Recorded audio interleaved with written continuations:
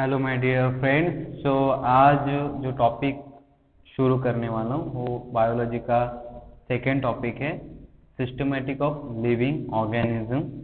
तो ये जो टॉपिक है पूरा एक लेक्चर में कंप्लीट नहीं करने वाला हूँ, इसका शॉर्ट शॉर्ट वीडियोस बना के मैं अपलोड करने वाला हूँ। तो आज का जो टॉपिक है वो आधा सेक्शन तक रहेगा और आगे का जो क्लासिफिकेशन है वो नेक्स्ट वीडियो में रहेगा। So we are started systematic of living organism. So eventually this evolved in into branch of biology known as a systematic of or classification.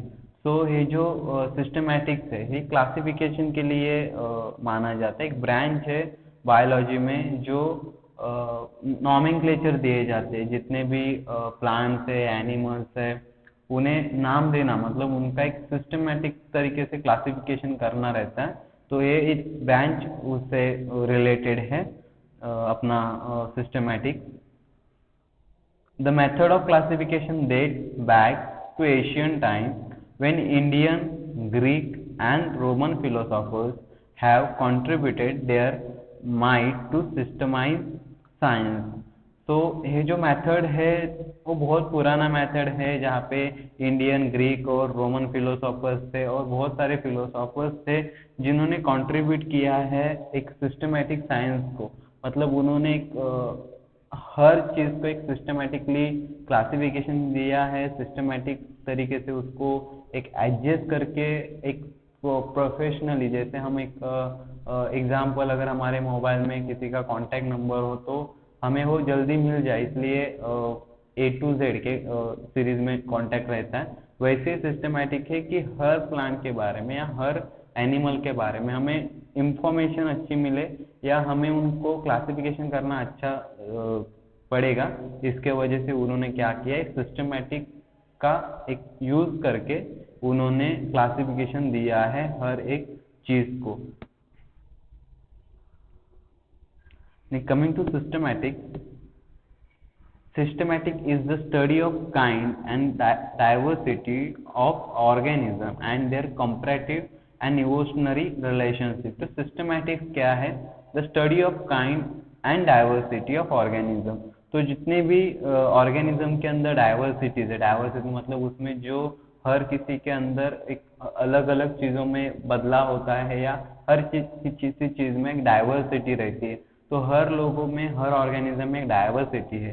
So and there comparative and evolutionary relationship. तो जो diversity है, तो हर चीज़ में diversity, लेकिन वो कहीं से ना कहीं से आई हुई है।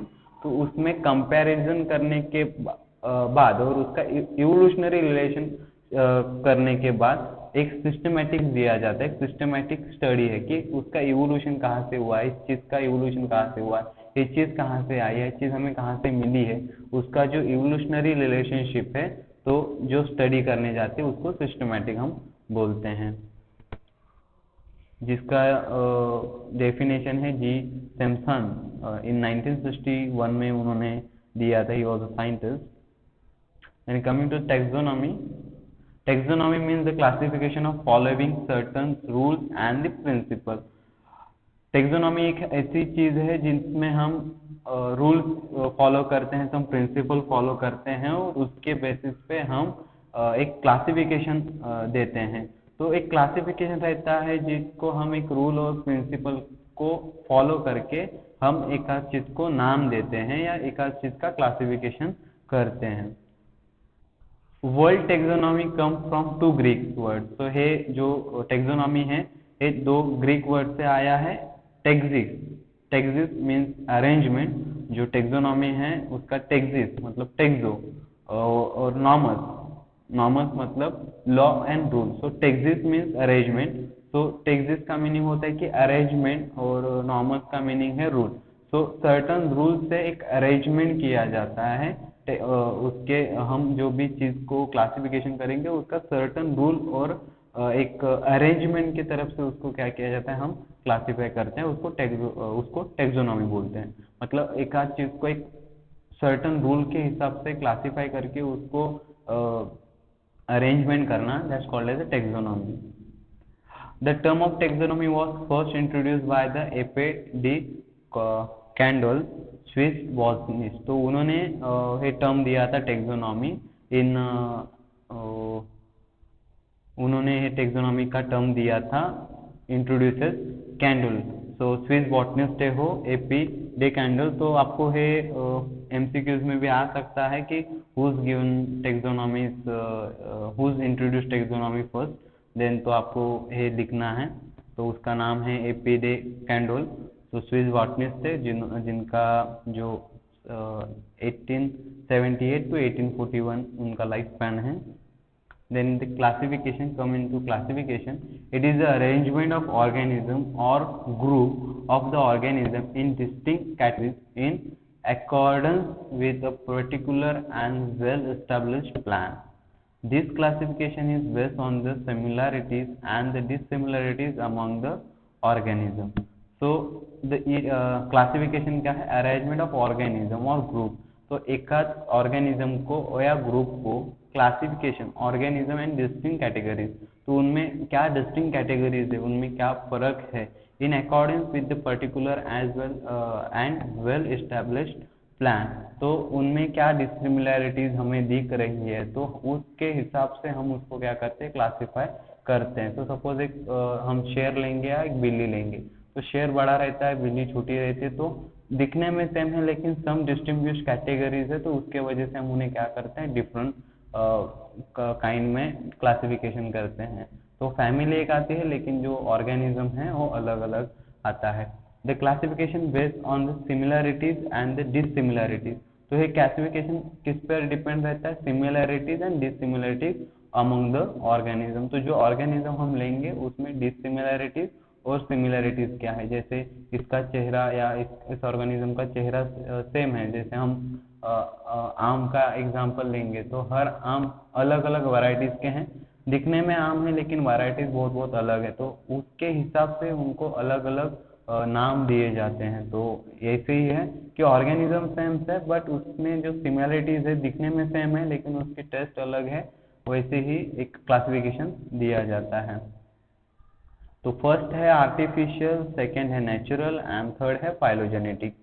Then coming to the artificial, so it is the classification that is based on a few easily observable and the non-evolutionary features such as habit, colors, form, etc. often respective of their affinity relationship. So affinity is meaning relationship with the other organism.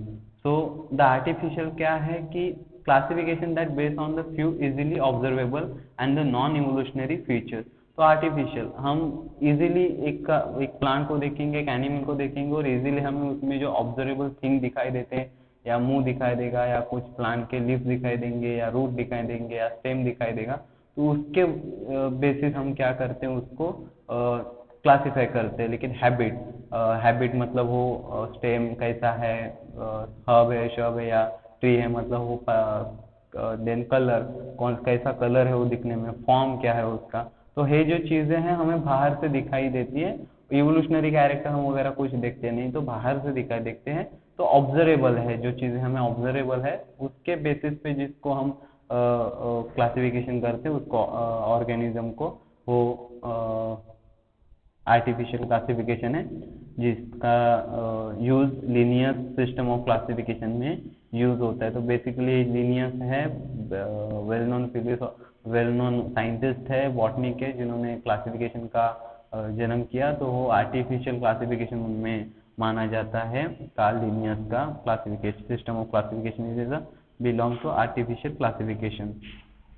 Then coming to the natural classification, it is the classification which is based on objectively significant rather than being selected for convenience like the artificial system of classification. So natural it is the classification which is based on the objectively significant rather than the being selected or convenience like artificial system of classification. तो इसमें observable things में ज़्यादातर ध्यान दिया जाता है natural classification में। इसका use Bentham and Hooker system of classification में यूज होता है। Then phylogenetic, it is a classification based on common evolutionary descent. तो उसका जो फाइलोजेनेटिक्स, तो नाम से पता चलता है कि इसका क्लासिफिकेशन इवोल्यूशन के ऊपर डिपेंड है। इल्गर एंड द फ्रैंकल क्लासिफिकेशन, ये जो क्लासिफिकेशन है वो डिपेंड है फाइलोजेनेटिक के ऊपर। In the system of classification the term like taxa and categories are often use. तो इसमें टेक्सा और कैटेगरीज क्या हुआ है, यूज हुआ है। Each category is referred to as a unit of classification. In fact, it is a represent a rank and it commonly terms as taxon. तो ये taxon वगैरह क्या है हम आगे के टर्म में देखने वाले हैं। Then three domains of life. Then coming, Carl Wood in 1990 proposed three domains of life to classify life form. तो उन्होंने क्या किया, लाइफ फॉर्म को क्लासीफाई करने के लिए तीन डोमेन्स को प्रपोज किया था। उन्होंने ढूंढा कि उन्होंने नाम दिया archaea, bacteria and eukarya. Then domain is an unit larger than kingdom in the system of classification. तो जो डोमेन नेम्स है वो बहुत बड़ा है किंगडम क्लासिफिकेशन से। Bacteria and archaea both have prokaryotic cells. तो जो आर्चिया और बैक्टीरिया है वो क्या है, प्रोकैरियोटिक सेल्स है। Prokaryotic and eukaryotic. तो प्रोकैरियोटिक जो सेल्स रहते हैं वो बेसिकली बैक्टीरिया आर्चिया में आते हैं। Eukarya have the eukaryotic cells. तो यूकैरियो जो है यूकैरियोटिक सेल्स है। Archaea are known for their survival in every extreme conditions like high temperature, salinity, acidic and the acidic condition et cetera. तो जो Archaea है, मतलब जो आर्चिया डोमेन है, उसको उस वेरी एक्सट्रीम कंडीशंस में भी क्या कर सकता है, सर्वाइवल कर सकता है। जैसे हाई टेम्परेचर है, सैलिनिटी वाटर है, या एसिडिक कंडीशन है, जहाँ पर भी वहाँ पर वो क्या कर सकते हैं, सर्वाइवल कर सकते हैं। Bacteria through are prokaryotes differ from archaea in structure of the cell. तो bacteria through are the prokaryotes differ from archaea. तो जो बैक्टीरिया आर्चिया से क्या है, डिफरेंस है of cell wall. So they are different in cell wall, structure of cell wall. All the three domains have very unique ribosomal RNA. So जो three domains name है वो unique ribosomal RNA show करते हैं। Then chemotaxonomy. Coming to the chemotaxonomy, it is the classification based on chemical constituent of organism। तो उसमें क्या क्या chemical constituent है उसके डिपेंडेंट केमोटेक्सोनॉमी होती है। सो आर्चिया सेल विदाउट पेप्टिकोग्लाइकेन, एग्जांपल है आर्चिया सेल विदाउट पेप्टिकोग्लाइकेन। जो आर्चिया उसमें जो सेल रहता है उसमें पेप्टिकोग्लाइकेन नहीं रहता। देन प्रोकैरियोट है जो बैक्टीरिया बेसिकली उसमें पेप्टिकोग्लाइकेन रहता है। प्रोकैरिया उसमें पेप्टिकोग्लाइकेन रहता है। यूकैरियन फंजाई काइटेनियस सेल वॉल रहता है। काइटेनियस सेल वॉल यूकैरियम में रहता है, यूकैरियन फंजाई में। देन प्लांट जो सेल वॉल रहता है वो सेलुलिक सेल वॉल रहता है। तो केमिकल कॉन्स्टिट्यूएंट है सेल वॉल में। तो आर्चिया है जो सेल विदाउट पेप्टिकोग्लाइकेन रहता है। फिर से प्रोकैरियोट पेप्टिकोग्लाइकेन रहता है। यूकैरियन फंजाई में काइटेनियस सेल वॉल रहता है। प्लांट्स में सेल्यूलोइक सेल वॉल रहता है। और एनिमल्स में सेल वॉल नहीं रहता है, इसकी वजह से एनिमल का यहाँ पे नहीं दिया है, animal doesn't have cell wall. Then numerical taxonomy. So that system is based on the quantification of characters and the development of algorithm for classification. The basic aim of this taxonomy was to create a taxonomy using numeric algorithm like a cluster analysis rather than the using subjective evolution of their properties. तो ये basic numerical taxonomy है जिसका ये definition है। This system first proposed by the Sokal and Smith in 1963. Then cladogram. It is the typical branching pattern. Three domain of life is the cladogram. So three domains of life is nothing but the cladogram. It represents a hypothetical relationship denoting a comparison of the organism and their common ancestors. तो represent क्या करता है, hypothetical relationship represent करता है और जो भी organism है उसके जो एंसेस्टर्स है उसके बारे में कंपैरिजन का हम यहाँ पे स्टडी करते हैं क्लैडोग्राम के सिस्टम में। Then phylogeny. It is a evolutionary relationship of organism. तो ये इवोल्यूशनरी रिलेशनशिप है जिसके बारे में हम यहाँ पे स्टडी करते हैं इन फाइलोजेनी में। Then it is an important tool in classification as it takes into account not merely the morphological status but also the relationship of one group of the organism with the other group of life। तो phylogeny में हर चीज़ें देखी जाती है, हर चीज़ों के बारे में फाइलोजेनी में स्टडी किया जाता है। The system helps to understand the evolution and also focus on the similarities of their metabolic functioning। तो जो सिस्टम है वो हेल्प करते अंडरस्टैंड करते इवोल्यूशन के बारे में और focus of all similarities and metabolic functioning. whose three dominant concepts as well as Whittaker's five kingdom systems are very good example for phylogenetic relationship। तो ये दोनों भी Whittaker and whose he was a well known scientist। तो ये दोनों का भी जो phylogenetic relationship है तो दोनों के लिए बहुत अच्छा यूज होता है।